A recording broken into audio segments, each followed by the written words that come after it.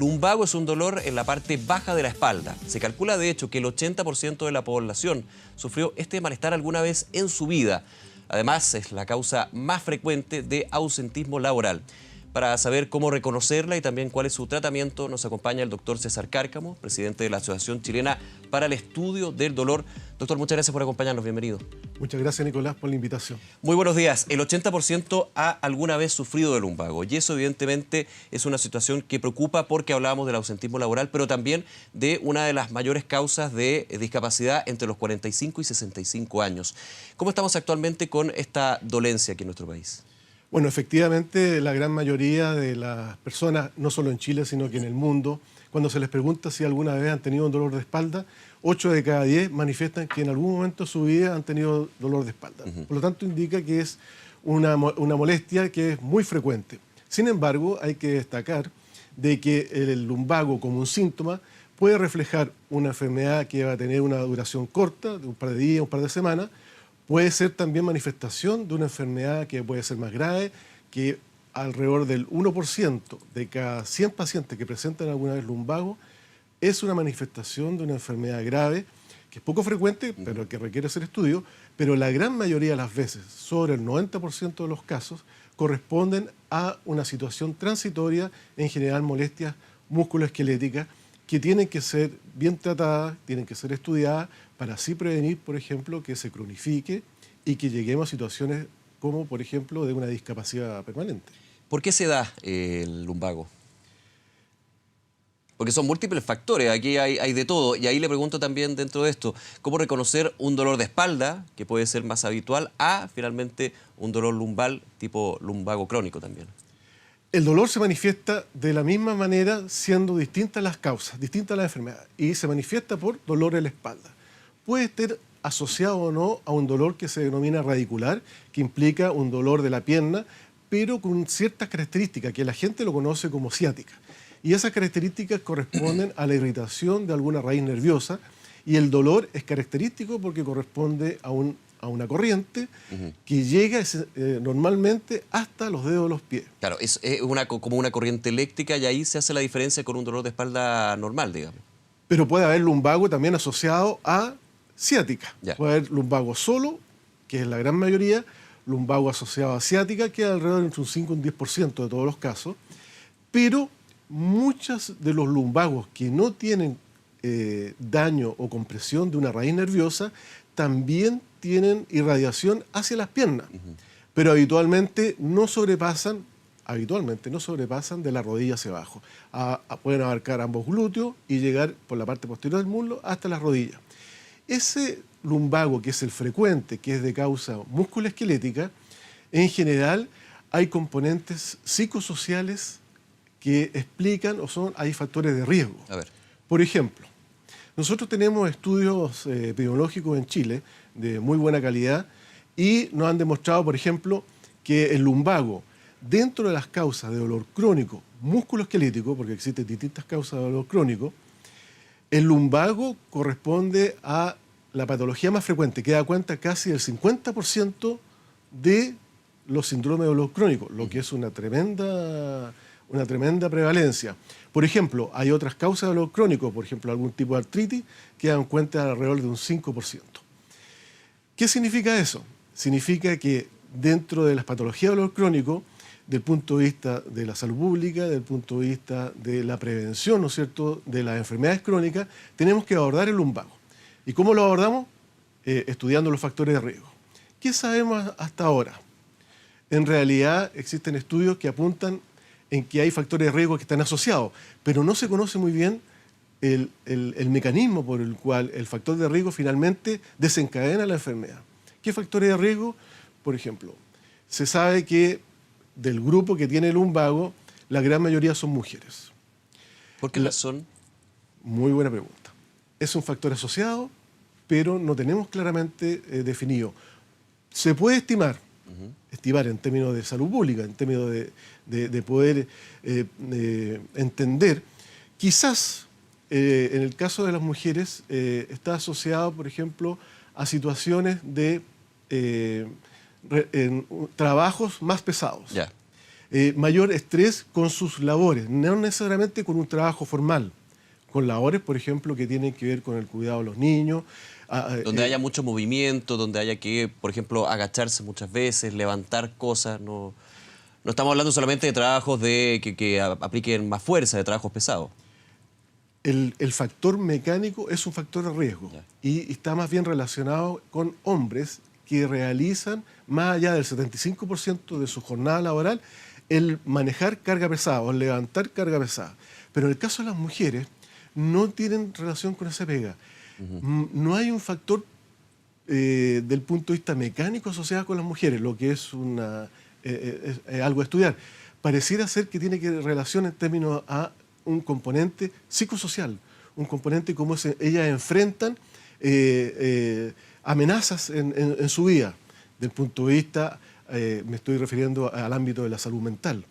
Amenaza en términos de la búsqueda de trabajo, en relaciones de pareja, el cuidado de los niños, las situaciones de vulnerabilidad. De hecho, por ejemplo, las mujeres con menos escolaridad tienen más prevalencia de lumbago. Eso en el estudio cuantitativo. En los estudios cuantitativos. Pero ¿qué significa eso? No lo sabemos. ¿El estrés puede provocar en ese sentido, doctor, o puede ser también un factor de riesgo para llegar a un lumbago? Sí, es un factor de riesgo.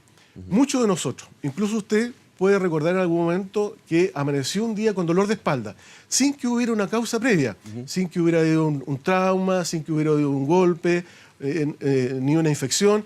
Sin embargo, se da cuenta que días anteriores usted ha estado sometido a un estrés en sus relaciones, un estrés en su trabajo, pero que ha estado tensionado y de repente aparece el lumbago.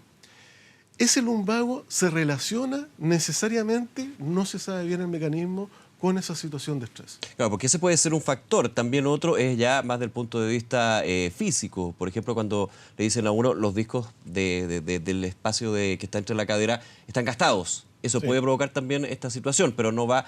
O también puede ser, me imagino, cuando tenemos todos los factores juntos. De la gran mayoría de los lumbagos, las causas estructurales son las menores. Ya. Menos del 10%. Hablando del desgaste muchas veces. Por ejemplo, el dolor discogénico, que es el desgaste de los discos intervertebrales que cumplen una suerte de rol de amortiguador. Pero solamente el 10%. Solamente el 10%. Bien bajo, uno pensaría que es más alto. Entre el 80 y 90% el dolor de espalda se relaciona a contracturas musculares, a entesopatía. Entesopatía se refiere a problemas con ligamentos, con los tendones, y muchos de ellos tienen relación con factores psicosociales, con el trabajo. Personas que en su trabajo, el diseño del trabajo, están sometidos a estrés, están sometidos, ¿no es cierto?, a sobrecarga, hay acoso, hay un aspecto del trabajo en que la persona no logra darse cuenta y en que su lumbago guarda relación con eso. O sea, lo difícil de esta enfermedad es que tiene una alta prevalencia, las causas prevalentes del punto de vista estructurales que requieren tratamiento médico, cirugía o algún tipo de procedimiento son las menores y la gran mayoría tiene que ver con estilos de vida.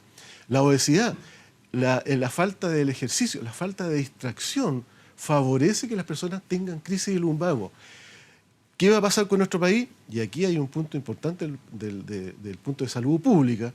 Si tenemos un país con nuestros niños donde hay una prevalencia sobre el 60% de sobrepeso en nuestros niños y de obesidad del 40% de nuestros niños, ¿qué va a pasar con esos adultos? Esos niños obesos que no hacen deporte, que probablemente van a estar sometidos a un trabajo estresante y que van a estar viviendo en ciudades cada vez más estresantes.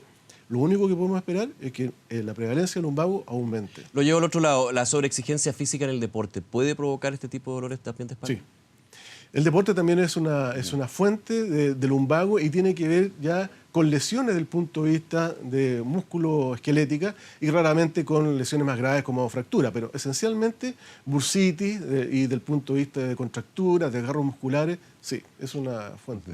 Ahora, ¿cuándo hay que consultar? ¿Cuándo ya uno tiene que despejar de la cabeza de que es un dolor de espalda de un día o de otro y evidentemente ir al especialista y ver si hay una causa quizás más profunda y obviamente lo que es el tratamiento?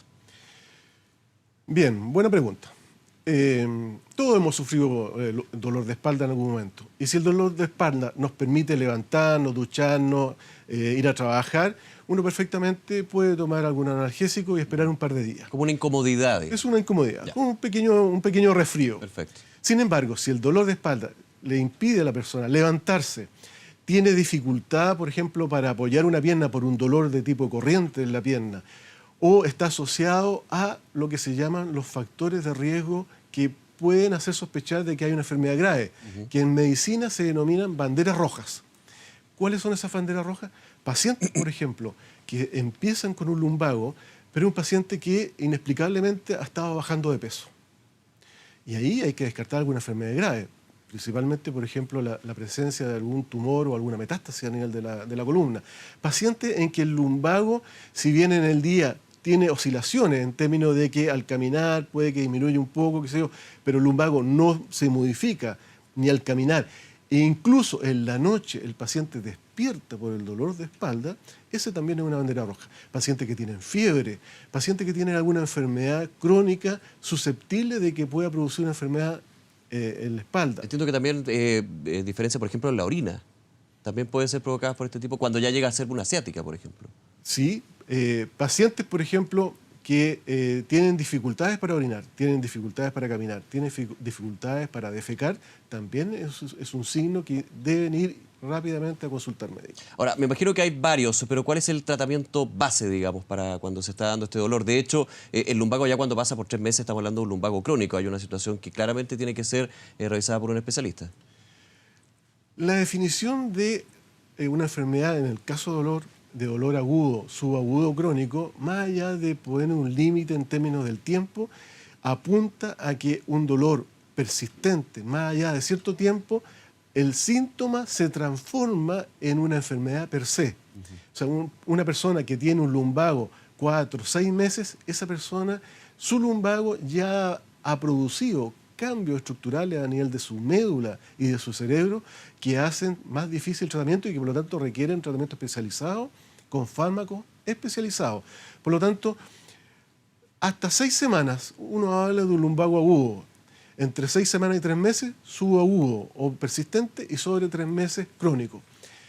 La finalidad de prevenir que el lumbago o el dolor o cualquier otro dolor se prolongue en el tiempo es prevenir su cronificación, porque la presencia de dolor crónico, que es una enfermedad y que ha sido reconocida recientemente por la Asociación Internacional para el Estudio del Dolor y por la OMS, que es la Organización Mundial para la Salud, ha definido en su Código Internacional de Enfermedades, que se va a modificar este año y que va a aparecer el próximo año, el dolor crónico como enfermedad, porque en la clasificación anterior el dolor crónico era un síntoma. Por ejemplo, una persona tenía un dolor articular y la enfermedad era una artritis o una artrosis de la rodilla. Ese dolor crónico era síntoma de una enfermedad. Síntoma de una enfermedad. Ahora el dolor es considerado una enfermedad. Porque requiere un tratamiento específico. Por ejemplo, una persona que tiene una artrosis en la articulación y tiene dolor y tiene discapacidad, esa artrosis hoy día se maneja en términos específicos, quirúrgicos, farmacológicos, de intervencionales, de rehabilitación, etc. Bien, doctor Cárcamo, nuevamente muchísimas gracias por acompañarnos, un tema que hay que ponerle mucho ojo, y me quedo también con el tema, con el punto A, entre los factores, el estrés, el estilo de vida, la obesidad, pueden terminar con una situación que es bien inhabilitante cuando se tiene lumbago. Muchas gracias. Gracias a usted por la invitación.